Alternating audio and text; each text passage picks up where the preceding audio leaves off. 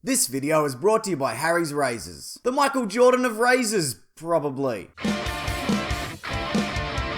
It stands to reason that Thor Ragnarok would have a stack of deleted scenes off the back of the revelation that 80% of the dialogue was improvised. Not only that, but we've got concept art with early designs for characters, alternate villains and post-credit scenes that were axed, moments from the trailers that are missing, and a whole lot more. That's what this video is all about, as well as tangents probably also. I tend to very easily go off track. It might be an attention span thing, or it might be to ensure this video hits 10 minutes. Who's to say? Let's get into it. One of the earliest reveals from the filming of Thor Ragnarok was the inclusion of Hobo Odin, or Hoboden, if you want to super couple that name, like a Tomcat, or a Benefer, or a Brangelina, or other doomed relationships. This version of Odin, though, is quite different from the one that we got, as he finds himself stranded and homeless in New York, and his death sequence would have played out in an entirely different location. So instead of having the final moments with Odin being at a cliff face, originally it was going to be in a New York alley. This was changed, though, at the last minute for a number of reasons. So as a result of all this, Halla's entrance, as well as her destroying the hammer, was also shifted. This felt to me like a very late in the game alteration, seeing as the green screen is very apparent. This feels less like they're standing on a cliff face and more like a Cliff Richard's face. Got him. You may though have noticed some other things in the trailers that weren't in the film. That net that Thor was caught in, that's an enhanced scene, with the net being more kind of, I don't know, thicker. I don't have a picture to show you, but it is. You might remember. I don't know. This hero shot of the Revengers assembling was also missing, and something happens here that I want to get back to a bit later. And this moment, entirely gone. Forever. Forget it. There was also a change made to prevent spoilers for the final film. If you've seen the movie, congratulations. And if you haven't, well, you shouldn't be here. Beat it. You probably remember, though, that Thor gets his eye knocked out of his head, only for him to be told afterwards, you know what, you are the hammer, or the hammer was always inside of you, or whatever. So when Thor hits the rainbow bridge, crackling with electricity in the trailer, he's still got two eyes. He's got the kind of depth perception that you can only dream of, unless you have it, which you probably do. It's pretty good, isn't it? It's understandable, though, that this was altered. It's a big reveal in the film. In fact, in the Avengers Infinity War trailer, which hasn't officially been released yet, he's also seen with two eyes. That's, though, most likely going to be changed when that trailer's officially released in December-ish. The reveal, though, that Halla was Thor's sister, as well as Odin's daughter and Bor's granddaughter, was made apparent very early on in the film. Initially, though, that reveal was going to come much later. A twist like that, though, was thought to be too similar to the events of Empire Strikes Back. You are mine. That means no women, no alcohol, no drugs. Where the hell do you think you're going? Also, still on that Halla twist, it was thought the reveal that Asgard was built on blood and conquest was more important. Okay, let's take a look at some alternate designs for certain characters. Here's an early concept art piece for Halla. It's still clearly her, but the mask, I think, covers a bit more of her face, and the eyes are a bit different. Also, her wolf friend, giant angry wolf, is much smaller in size here. I mean, he's still big, but he ain't that big. And I can't imagine that he'd pose any kind of threat to the Hulk. Because remember when the Hulk beat up all those Hulk dogs in that Hulk movie? It was a piece of piss, mate.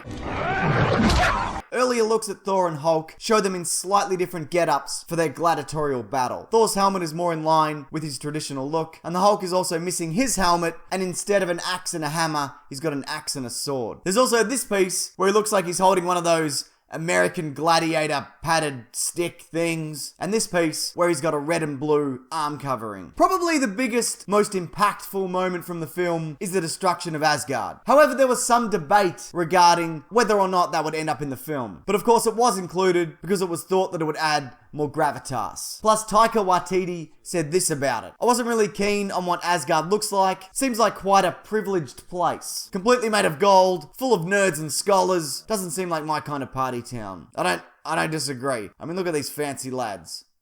What a bunch of pricks. Okay, this one I didn't really know where it should fit in the video, so you know what? It's just here. But there was going to be an improvised version of the Sicarian national anthem, which is apparently hilarious, and that might show up on the Blu-ray. A few characters that were slated to appear ended up not appearing. First off, Jamie Alexander's Sif is a notable absence. A scheduling conflict prevented her from reprising the role. Beta Ray Bill, the horse-faced alien Thor, was also going to appear in person, but it was thought the depth of his role wouldn't do him justice, so he's out the door. Also, originally, the villain wasn't going to be Halla, but Paratus. Paratus in the comics shares some elements with Halla from this film. He's deemed too dangerous and locked away by Odin in a prison that only he knows about, and nobody has any knowledge of his existence. Also, when he does eventually escape, he ends up breaking Thor's hammer, just like in the movie Thor Ragnarok. Right, it's ad time. Don't like it? Too bad. I mean, I'm sorry, I shouldn't have said that. I'm just paying my bills. You probably get it, and if not, too bad. Harry's razors are a top quality brand at an extremely affordable price. You can actually get a free trial set that's $13 worth of value when you sign up and cover the small cost of shipping. This includes a weighted ergonomic razor handle, 5 precisely engineered blades with a lubricating strip and trimmer blade, a rich lathering shave gel, and a travel blade cover. And you can get all this by visiting harrys.com/Mr. Sunday Movies. It's all there. That's harrys.com/Mr. Sunday Movies. They're great shavers. It's a very reasonable price. Get into it, because I'm telling you, if your face could talk,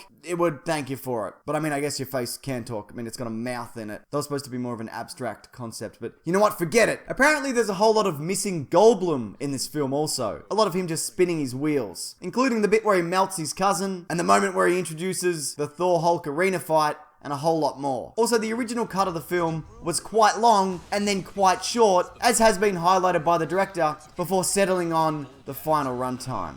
My first cut was about 2 hours and 40 minutes. 40, that means it's like 30 minutes that you cut out. Yeah, but we cut out a lot more. We got it down. Like when people ask me, oh, how long do you think the film is? There was a time when it was going to be around about 100 minutes. Well, after Comic-Con, we decided to put lots of the jokes back in. Also, the Grandmaster was going to show up in an alternate post-credits scene, elaborated on here. It was either going to be that, or it was going to be Topaz and Grandmaster stowing away on the ship at the end.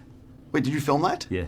Oh, so there's alt versions that could be in the DVD and the deleted scenes. It's like those two in the crowd of Asgardians, and it kind of pushes through, and then he's like, oh, okay, well, I've never heard of this Earth place, but okay, well, maybe we should just got to keep a low profile, and then they kind of put these blankets over their heads and just blend into the crowd. Taika Waititi also mentioned in an interview that a lot of the film takes influence from the 80s classic Flash Gordon. When asked whether he was tempted to add a Queen song to his film, seeing as there's a lot of Queen in Flash Gordon, he said absolutely not. But that being said, if Freddie Mercury was alive, he would have asked him to contribute to the Thor Ragnarok soundtrack. There was also a few more flashbacks that didn't make it into the final film. The story that Thor tells of Loki turning into a snake and then stabbing him, that was going to be shown, but it was thought it was funnier to just have Thor recount the story. There was also a scene revealed recently where they were going to cut back to Asgard when Thor and Loki were children in a very John Hughes-esque moment. They were going to show this very 80s version of Asgard where everyone has shoulder pads and mullets, and Thor also meets Valkyrie. Thor was also planned to be a bit of a pudgy kid that all the other kids pick on, and Loki was going to be this kind of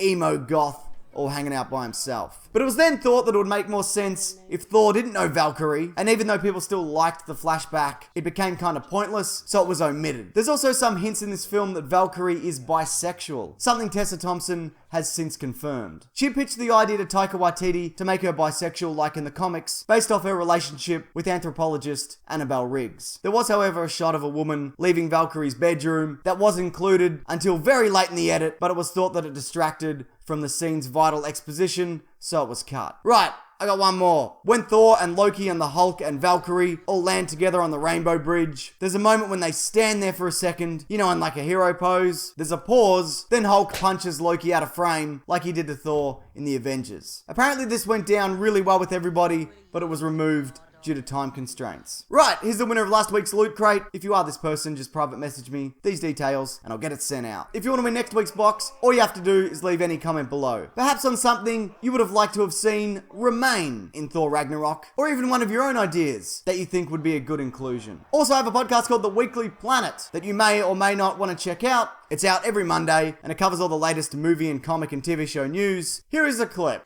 It's chaos over at bloody Warner Brothers HQ. I'll tell you How that so? much. Well, them and the Tolkien estate have been quietly shopping around a television series version of Lord of the Rings. So if you loved Lord of the Rings, but didn't think that they just did it and then wrapped up a second trilogy set in that universe that was no good, and want to see an entirely new cast of people and faces with a television budget stretched out over years, well, you're in luck for this thing that may or may not happen. Let me stop you there. Yeah. I do want that. You do? Because I'm an idiot. And just a reminder that there's videos here every Sunday, Tuesday, and Thursday. So subscribe for that if you want. Justice League is coming up soon, and I got a bunch of videos lined up for that, which should be fantastic. You know what? Who knows yet? I haven't made them. But thanks for watching this. I appreciate it. Take care.